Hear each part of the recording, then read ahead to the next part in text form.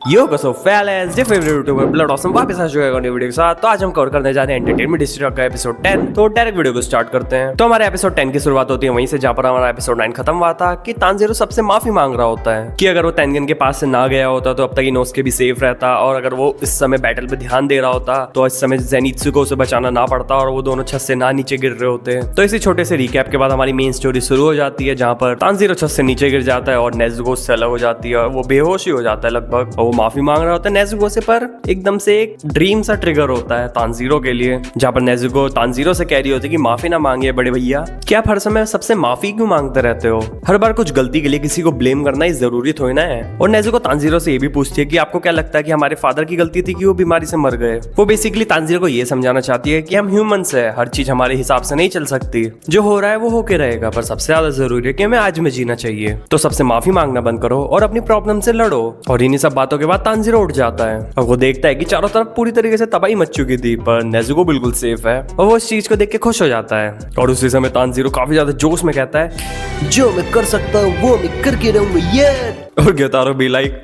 ओए तेरी बहनी, ओए तू जिंदा कैसे अभी तक? तानजीरो ओए मुझे माफ कर दो यार। ग्योतारो से कहता है कि तेरी अच्छी किस्मत के अलावा तेरे साथ और कुछ भी अच्छा नहीं हुआ। जहाँ पर यही सब चीजें दूर से डाकी बैठ के देख रही होती है, मैं तो कुछ नहीं करूंगी, मेरा भाई संभाल लेगा सब कुछ। जब ग्योतारो तानजीरो से कहता है कि मुझे तुझ पे काफी ज्यादा दया आ रही है, तो अकेला ही बचा है अब, क्योंकि मैंने बोर हेड वाले के दिल पे वार करके उसे सिमटा दिया, और वो थंडर ब्रीथिंग वाला मलबे के नीचे दब के अभी मर ही जाएगा कुछ टाइम में। और वो हाशिरा काफी ज्यादा वीक था, मेरे पॉइजन की वजह से उस हाशिरा का भी खेल खत्म हो गया। ग्योतारो तानजीरो को ये भी कहता है कि तुम चारों में से सबसे ज्यादा बेकार तो तू ही है, तू एक अलग ही लीग का बेकार इंसान है। जब पर तानजीरो के नेज़ुको वाला बक्सा खुल जाता है और ग्योतारो देख लेता है कि इसमें तो एक डीमन है, और वो ये भी पूछता है कि तुम्हारी छोटी बहन है या बड़ी बहन है, और ये तो अब एक डीमन में चेंज हो चुकी है। जहाँ पर तानजीरो अपने मन में सोच रहा था कि ये अब तक मुझे मार क्यों नहीं रहा है, और वो उसकी बात का जवाब भी दे देता है। वो बताता है कि ये मेरी छोटी बहन है, जिसमें ग्योतारो वापस से कहता है अबे तू तो बड़ा ही निकम्मा है, तेरी बहन एक डीमन है, यानी वो तेरे से ज्यादा ही स्ट्रॉन्ग होगी, और एक बड़े भाई को अपनी छोटी बहन की रक्षा करनी चाहिए। और ग्योतारो फिर तानजीरो का हाथ तोड़ देता है कि ये बिल्कुल बचाने लायक ही ना रहे कुछ। ग्योतारो बहुत ही ज्यादा खतरनाक तरीके से डिसरिस्पेक्ट कर रहा होता है तानजीरो की, इसकी सर पे धप धप धप धप धप उसका पूरा तबला बजा देता है सर का। और ग्योतारो तानजीरो काफी ज्यादा डिफरेंट नामों से सम्मानित कर देता है, कायर, बेकार, सुअर, पागल, गुड फॉर नथिंग। तू पैदा ही क्यों हुआ? ऐसा तो मेरे घर वाले भी कहते हैं, और वो ये भी कहते हैं कि अब मैं भी देखता हूँ कि तू इस बेकार कमजोर शरीर के साथ मेरी गर्दन कैसे काटेगा, काटता क्यों नहीं है? और इस समय ग्योतारो पूरी मेनियक वाली हरकतें कर रहा था। तभी मुझे ये तक का सबसे बेस्ट विलन लगा था पूरे डीमन स्लेयर में। और फिर तानजीरो इसका पागलपन देख के वहां से नेज़ुको को उठा के भाग लेता है, और ये चीज देख के ग्योतारो फिर भागते हुए तानजीरो को ग्योतारो काफी ज्यादा तगड़ी लात मारता है, और वो दूर जाके फिर जाके गिर जाता है। और ये ग्योतारो की वॉक सच में काफी ज्यादा बैडएस वॉक लग रही थी, क्योंकि इसमें पूरी तरीके से साइको और मेनियक लग रहा था। जो एक विलन में क्वालिटी होनी चाहिए वो सारी ग्योतारो पूरी कर देता है यहाँ पर, कि सारे हीरोज की फाड़ के रखना एक तरफा, यहाँ तक कि हीरो को भी अपनी लाइफ के लिए भागना पड़ जाए, ये एक असली विलन की क्वालिटी है। और ऐसे ही सीन्स हमें हीरो से ज्यादा विलन से प्यार करवा देते हैं। तो ग्योतारो धीरे धीरे वॉक करते हुए तानजीरो पे जा ही रहा होता है, पर तानजीरो छोटी छोटी पोटलियां फेंक के मारता है ग्योतारो पे। पर ये एक स्ट्रेटेजी है, अभी हमें आगे पता लगेगा। जब मैंने भी ये एपिसोड पहली बार देखा था तब मुझे भी लग रहा था कि ये क्या कर रहा था तानजीरो से, इससे क्या फर्क पड़ेगा, पर आगे तानजीरो का दिमाग काफी ज्यादा तेज था, मुझे ये पता लग गया था। जब मैं फिर ग्योतारो तानजीरो को एक लात मारता है और उससे कहता है कि तुम काफी ज्यादा कमजोर हो, तुम मेरा कुछ नहीं बिगाड़ सकते, और मुझे पर कमजोर इंसान पसंद है, तुम्हारा ये माथे का स्कार भी मुझे काफी ज्यादा पसंद है। और इस समय ग्योतारो काफी ज्यादा तगड़ा सा फैसला लेता है मेरे हिसाब से, तो क्योंकि वो तानजीरो को ऑफर दे रहा था एक डीमन बनने के लिए। जहाँ पर ग्योतारो तानजीरो को कहता है कि अगर तुम डीमन बन गए तो तुम बच जाओगे और हम दोनों दोस्त हो जाएंगे, और मैं नेज़ुको को भी नहीं मारूंगा। पर डाकी इस फैसले से बिल्कुल भी खुश नहीं थी, पर ग्योतारो तब भी अपने इस फैसले पे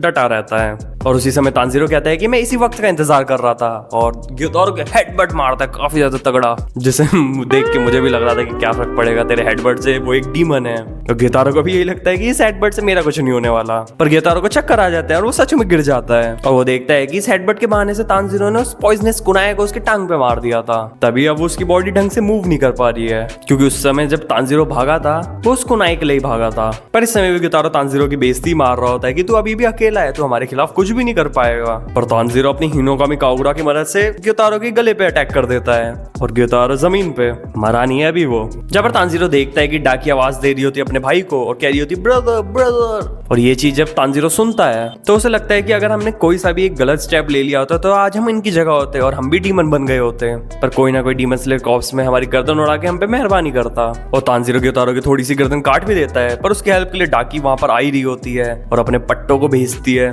पर उन पट्टों को ब्लॉक कर देता है हमारा प्यारा थंडर गॉड ज़ेनित्सु, जिसे देख के डाकी भी हैरान हो जाती है कि अब तक ये जिंदा कैसे है और ये वहां से बाहर कैसे निकल आया। और डाकी को लग रहा होता है कि ज़ेनित्सु इतना फास्ट नहीं है और वो उसकी गर्दन तक नहीं पहुंच पाएगा। पर यहाँ पर ज़ेनित्सु अपना ट्रम्प कार्ड निकालता है, thunder breathing, first form, thunder clap and flash, God like speed. और इसकी मदद से ज़ेनित्सु बस छिपकली की गर्दन काटने ही वाला होता है, क्योंकि अगर वो नहीं काट पाया तो उसे और मौके अब नहीं मिलने वाले, क्योंकि गॉड लाइक स्पीड को ज़ेनित्सु सिर्फ 2 बार इस्तेमाल कर सकता था। पहली बार उन्हें तब इस्तेमाल करी जब वो उस मलबे से बाहर आया ढेर से पूरे, तो दूसरी बार उन्हें तब इस्तेमाल करी जब वो डाकी पे हमला कर रहा है यानी अभी। और दूसरी तरफ ग्योतारो उस विस्तीरिया वाले कुनाई को अपनी टांग से निकाल लेता है और अब तानजीरो के लगने वाले हैं, यानी अब तानजीरो नाकामयाब हो चुका था ग्योतारो की गर्दन काटने में और ग्योतारो उस पर काफी ज्यादा अटैक करता है। पर इस समय तानजीरो अपने आप को छोटे मोटे तरीके से प्रोटेक्ट कर ही ले रहा था, पर एंड में ग्योतारो से फिनिश ही करने वाला था उसकी आंखों पे वार करके। पर उसी समय हमारा हाशिरामा पर एंट्री लेता है, जहां पर इस चीज को देख के ग्योतारो काफी ज्यादा हैरान हो जाता है। पर ग्योतारो समझ जाता है कि उसने अपनी मसल्स की वजह से अपने हार्ट को पंप करने से रोक दिया था, जिसकी मदद से पॉइजन उसके पूरे शरीर में नहीं फैल पाया और वो वापस से उस पर अटैक कर देता है। पर इस बार तेनगेन उसके सारे अटैक्स को अच्छे से रीड कर पा रहा था। जब ग्योतारो ये भी समझ जाता है कि तेनगेन ने उसके ब्लड डीमन आर्ट को टर्न कर दिया एक सॉन्ग में और उसकी मदद से उन्हें से डिफ्लेक्ट कर दिया, और उसके बाद पूरे डीमन स्लेयर की सबसे ज्यादा बेस्ट फाइट शुरू हो जाती है। जब अपने तानजीरो देखता है कि अगर इसी तरीके से बैटल चलती रही तो उजुई का स्टेमिना पहले खत्म हो जाएगा, इसलिए वो भी बैटल में कूद जाता है और तानजीरो के कूदते ही ग्योतारो उसके मुंह में अपना छोटा हथियार मार देता है।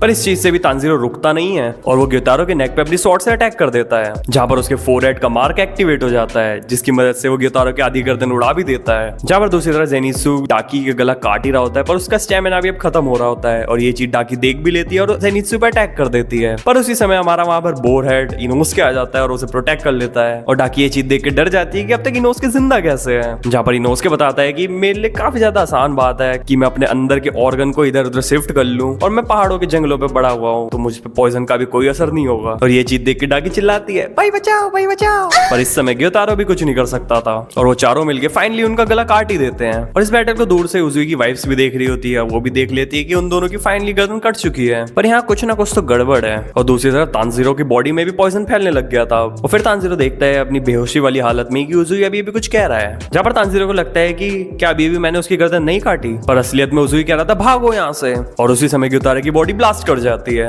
और यहीं पे हमारा ये एपिसोड खत्म हो जाता है। होप सो आप सभी को वीडियो काफी ज्यादा अच्छी लगी होगी। अगर वीडियो अच्छी लगी है तो वीडियो को लाइक करके चैनल को सब्सक्राइब कर दीजिएगा। तो मिलते हैं आपसे अगली वीडियो में।